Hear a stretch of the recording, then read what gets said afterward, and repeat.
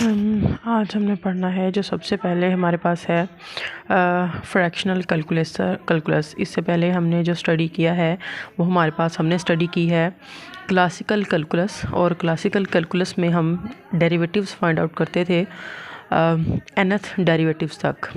लेकिन अब जो है हमने जो स्टडी करना है वो हमारे पास है fractional calculus.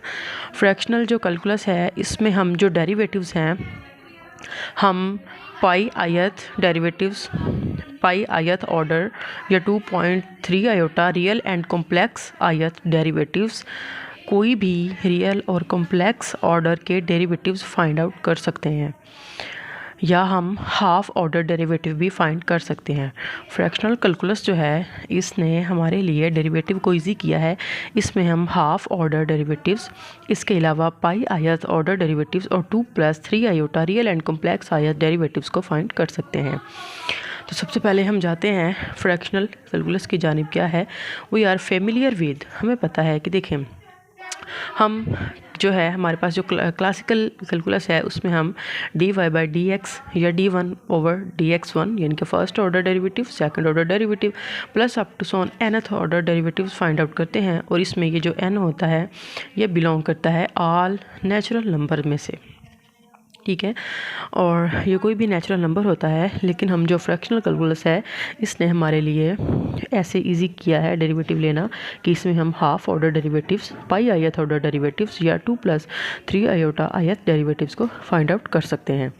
Fractional calculus basically है क्या, is a special branch of applied analysis which deals with derivatives of arbitrary orders. Arbitrary orders mean इसमें हमारे पास रियल ऑर्डर्स भी हो सकता है और कॉम्प्लेक्स ऑर्डर्स भी, और हम इनका डेरिवेटिव भी फाइंड कर सकते हैं।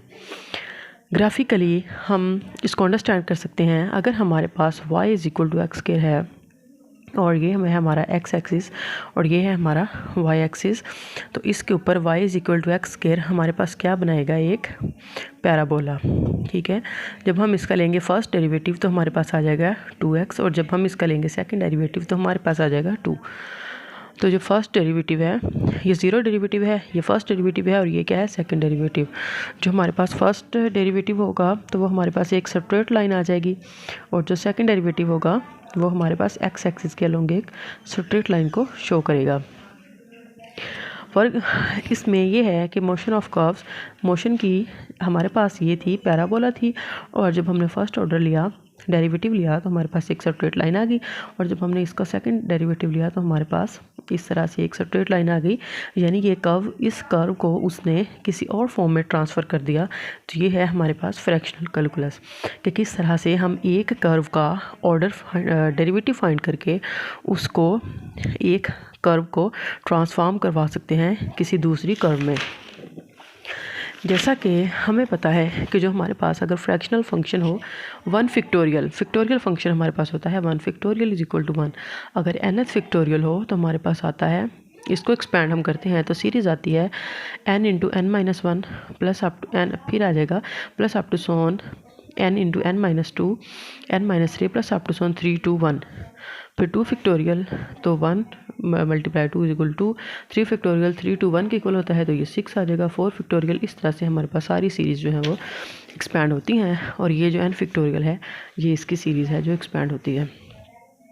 तो जो आइलर है उसके अकॉर्डिंग गैमा फंक्शन का एक फार्मूला जो है वो डिराइव किया गया है, वो है गैमा n, और ये n जो है ये for all positive real numbers के लिए वैलिड होगा ये फार्मूला।